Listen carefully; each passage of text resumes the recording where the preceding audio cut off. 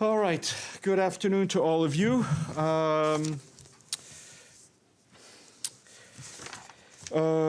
will be joined shortly by the UNAIDS Executive Director, Winnie Byanyima, along with the co-facilitators of the high-level meeting on HIV/AIDS, and that is the permanent representative of Australia, Mitch Fifield, and the permanent representative of Namibia, Neville Gertz. They will be here to speak to you about the General Assembly's high-level meeting on HIV/AIDS. They were expected, as you know, to join us yesterday, but because of last-minute ongoing activities in the meeting, they were not able to, but I'm sure they will answer all of your questions. I have an announcement on the expected travels by the Secretary General. On Thursday evening, the Secretary General will travel to the United Kingdom to attend the 2021 G7 summit that is being held in Cornwall, where he will participate in a number of working sessions. His overriding message to the G7 will be that we need a quantum leap in our capacity to address the challenges that we face today, notably the COVID-19 pandemic and, of course, climate change. On COVID-19, he will push for a global vaccination plan that should lead us to doubling vaccine production and the equitable distribution of the vaccine to ensure that everyone, everywhere, has access. The Secretary General will also advocate for more ambitious and concrete commitments from G7 members on public financing on the fight against climate change. Namely, he will ask them to deliver on the goal to provide $100 billion a year through the doubling of their aggregate public climate finance commitments for the period of 2021-2025, and to come forward with a new and more ambitious individual public finance commitments. He will also call on G7 leaders to increase the share of climate finance allocated to adaptation and resilience to at least 50% of climate finance, given the worsening impact of climate change we are seeing across the developing world. And I've been asked about the latest developments on Nicaragua, and I can tell you that the Secretary General is very concerned by the recent arrests and detentions, as well as the invalidation of candidacies of opposition leaders in Nicaragua. These developments can seriously undermine the public's confidence in the democratic process ahead of the November general elections. The Secretary General reiterates his call for a broad-based agreement on measures towards a credible, participatory, and inclusive elections in November. He also calls on the authorities to fully respect Nicaragua's international human rights obligations, and also calls on the authorities to release the political leaders and restitute their political rights.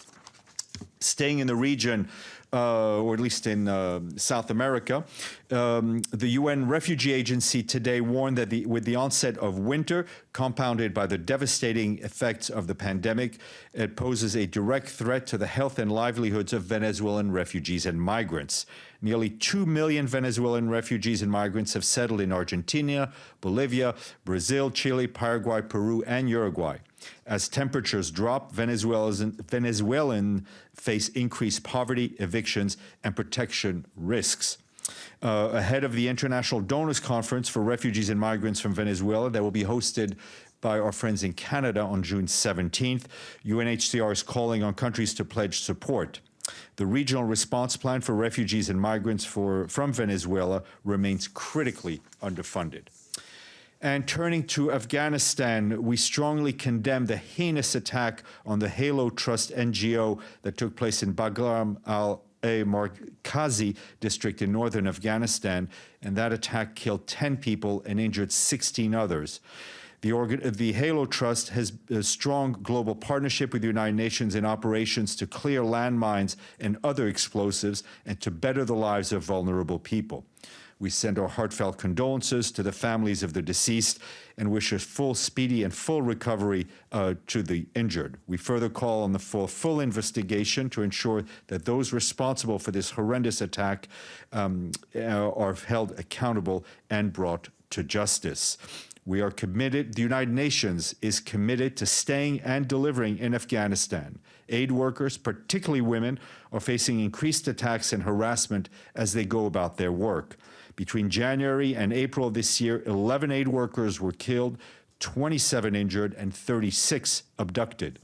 Our humanitarian colleagues warned that interference with humanitarian activities escalated in 2020 with a 140% increase in incidents compared to 2019. This escalating trend continues in 2021, and parties to the conflict in Afghanistan are strongly urged to protect civilians, aid workers, and civilian infrastructure, including schools and hospitals, in compliance with international humanitarian law. And in next door Pakistan, the Pakistan Humanitarian Response Plan was launched today at a joint event hosted by the Ministry of Foreign Affairs and the United Nations team in Pakistan. The plan calls for $332 million for a range of activities, including food security, livelihood assistance, primary health services, support for women's health and education, as well as shelter for displaced people. The plan seeks to mobilize support and assistance for the most vulnerable 4.3 million people in the country who have faced problems that include extreme weather events and, of course, the pandemic. The plan also highlights the generosity and compassion shown by Pakistan in hosting more than 3 million Afghan nationals, including 1.4 million registered refugees. And from Myanmar, the UN country team says that today it remains very concerned over continued efforts to undermine the freedom of expression and the freedom of the press through systematic imposition of restrictive policies and practices since the military took over the government on February 1st. At least 92 journalists have been arrested. 56 of them are still being detained.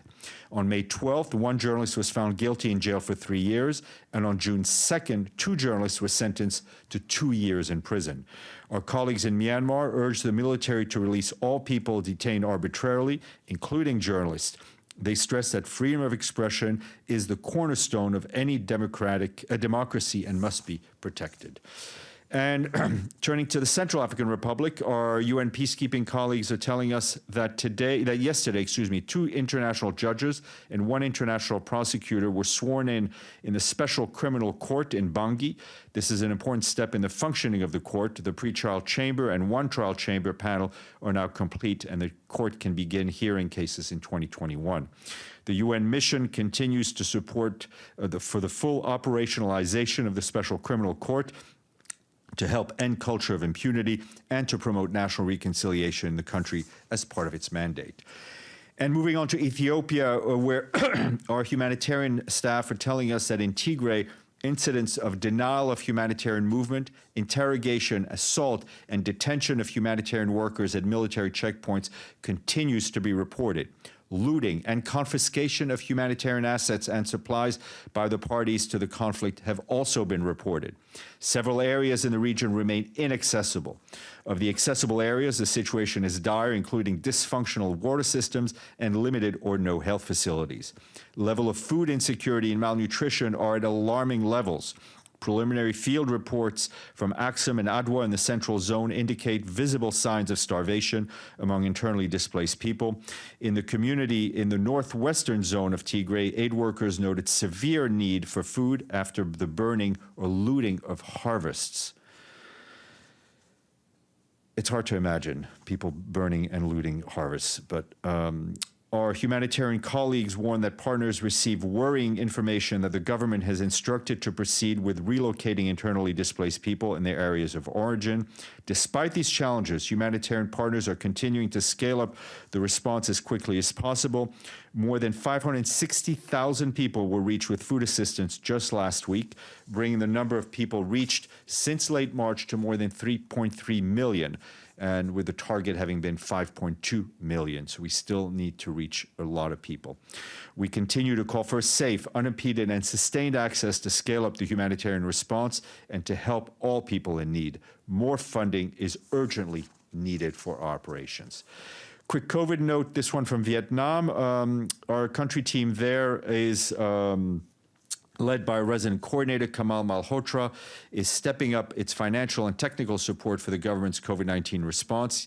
UNICEF yesterday delivered more than 170 refrigerators to safely store vaccines. To date, Vietnam has received 2.5 million doses from COVAX, or nearly 2.5 million, in addition to more than 400,000 doses procured by the government through other means. Vietnam began its vaccination campaign 4 months ago, targeting frontline health and community workers in the first priority group. More than 1.3 million doses have been administered so far in the country. And tomorrow we will welcome the UN Global Compact Executive Director, Sanda Ojambo, and the Chief Executive Officer of the Carbon Disclosure Project, Paul Simpson. They will brief you on the new research for the Science-Based Targets Initiative, a body enabling businesses to set ambitious emissions reduction targets that reveals that none of the G7's leading stock indexes are currently aligned with a 1.5 or 2 degree centigrade pathway, and calls for the largest listed G7 companies to urgently increase climate action. Speaking of action, Edie. Thank you, Steph. Does the Secretary General have any reaction to the killing today of 10 mine clearers in Afghanistan from the Halo Trust and the injuring of many more? Sure, that was the second note I read out. Oh my God, it's okay. Sorry. It's okay, it's okay. It's all right, it's okay. Secondly, I should can I put in a request on behalf of all of us for Christine Schreiner-Bergner to meet with us when she's here? Yes, ma'am. Next week. Yep. Thank you. In person. Tobias. Thanks, Steph. Just to follow up on Myanmar, follow up on my question from yesterday, actually. But given what's happening now with the displacements and the violence in Kaya State, as well as reports of NLD politicians sort of disappearing or being killed, I mean, I just want to make sure really clear that Ms. Schreiner-Bergner's work is still to reverse the coup now, because it seems like we're just in a different zone here. It's not a. I think that's everyone's goal, right? To find a pathway back towards a democratically representative government in Myanmar. That will involve as we've always said, it involves ASEAN, it involves the broader regional powers, it involves the Security Council, it involves the international community as a whole. So, I mean, that's the goal, right? That's what we want to see, and that's where her efforts are centered, and all of our efforts should be centered around that. Now, obviously, as part of that, we need to address the more urgent needs, the human rights violations, the lack of humanitarian access, the impact of the coup on the Myanmar people's own efforts to fight against the pandemic. I mean, we've been updating you, I think, more than often many crises, almost daily, on the different impacts that this coup has had on children, on internally displaced people, on journalists, on human rights defenders. So there are all sorts of issues that need to be dealt with at the same time. Okay, I don't have my phone with me, so I can't see who's in the chat. But if you have a question on screen, raise your hand, open your mic, or just speak up. Great. Yes, Stephen. Go ahead. Hi, Stephen. This is Oscar. Yes, Oscar, please. Thank you, Stephen. Stephen, do you have any readout about the situation, the crisis in Colombia? I mean, nothing more than we've already said, and pushing for dialogue, ensuring that people's right to demonstrate peacefully is respected, and I think the High Commissioner for Human Rights on a number of occasions has also spoken up regarding that. Okay, to follow up, Stephen, 58 people have been dying since the crisis started in Colombia, and 45 of them killed by police, and dozens of people being forced disappearance. So in this regard, besides of the call from the UN of that everybody has the right to protest and all these calls from you, what else the UN can do in the way to prevent that this kind of loss of civilians, innocent people dying in this kind of crisis in the region? And as I said before, this is like a déjà vu. like happening in many countries where people died with situations of civilian demonstrating, protesting against governments in countries. You know, I believe that public pronouncements on the need to respect the basic rights, whether it's from the Secretary General, whether it's from the High Commissioner for Refugees, who called, I think, very strongly for effective, independent, and impartial investigations into the alleged human rights abuses, are very important, have a very strong role to play. Our special representative in Colombia also echoed those calls and called for dialogue. Okay. Any other? You're welcome. Stefano, and then Evelyn. Sorry. Thank you, Stéphane. Well, we all, we can celebrate the news that the Secretary General went through the Security Council with approval. I would say no one had anything to say about his last 4 years. So this is a good news for him and for the Secretary, and so he will go through the General Assembly. But my question is, does the Secretary General, there was of course a goal for a second mandate, and so for a second mandate, in the first mandate, the Secretary General to be prudent or has to have a way that has to be liked by all, at least the big powers, has a plan for the second mandate that maybe at the end there will be some country that will not be so pleased with his work, because on the hand, you cannot make everybody happy when you have to, resolve certain problems. Well, I know you can't make everybody happy. That the Secretary General has not been guided from the beginning about trying to make everybody happy. He has been guided by the principles he's laid out in the Charter. Those will continue to be his principles. He will want to see, I think, a turbocharge of diplomacy, of preventive diplomacy, to use the convening power of the UN, of the Office of Secretary Generalship, as much as possible. We are still in the midst of an unprecedented human crisis with this pandemic, with all the added challenges of climate change, with the added challenge of the global tensions that we are seeing between member states, and frankly, as we've often talked about here, the lack of unity of the Security Council. The Secretary General will work with all member states at their service, as it is the role of the Secretary General as defined by the Charter, but also with civil society and all others, in order to try to get us out of this crisis in a way that we're able to build back better. Evelyn, and then Edie. Stéphane, has the Secretary General made any progress with the African Union, which appears to be supporting Ethiopia and its dreadful actions in Tigray? Listen, I think we've been very vocal about the ongoing crisis in Tigray. If you just, look at the words I've just read out about highlighting the fact that people are actually burning crops and harvests, that humanitarian workers, humanitarian goods are being harassed at checkpoints. All of that is unacceptable. This has been raised at every level. The Secretary General, I think, spoke last to Prime Minister Abiy. What day are we today? Wednesday? If I not recall, late last week, again raised a number of these issues. We're continuing to be engaged, I think, full force on Tigray, and I think have not been shy about talking about the situation, while at the same time trying to scale up our actual operations on the ground.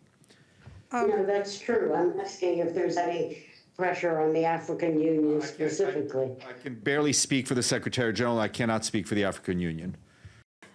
Okay, thank you. Steph, a follow-up on the G7. Is the Secretary General planning any bilateral meetings, and is he planning any other travels in Europe while he's there? No other official travel in Europe. Bilaterals, he will clearly have one with Prime Minister Boris Johnson, the host. As always in these meetings, I expect him to have a number of pull-asides. If they're formal bilaterals, we will announce them. But from my own experience of having attended on a jump seat at these meetings, it's a lot of informal and very useful conversations. Would you expect him to have some discussions with President Biden there? As I said, these are very informal meetings. I have no doubt he will have as many pull-asides as possible. We'll try to report back to you on them. I will be there. And not that I will be in the room where it happens, but I will try to report back to you. Pamela Falk, and then we'll go to our guests, please. Thank you, Steph. My question is a follow-up on Tigray. You heard from, or we heard from Samantha Power, the USAID administrator, that there are roadblocks, and she's also met with Amina Mohammed, the DSG. Can you tell me about, is there any success in the coordination to lift government blocks to getting the aid in? Thanks. Well, I mean, I think I laid out a pretty stark picture a few minutes ago of humanitarian workers being harassed at roadblocks, of goods being confiscated at roadblocks. So the situation is not what it should be. We are reaching people in need, but not all of the people that we need to reach. The humanitarian situation remains catastrophic. But is USAID down there working with UN agencies? That's my question. That you have to ask. I don't know, to tell you the truth. I don't know off the top of my head. Okay. Thank you. Thank you all. We'll go to our guests. If I could ask somebody from my office to bring me my phone so I can monitor the chat, and we'll be back in 2 seconds.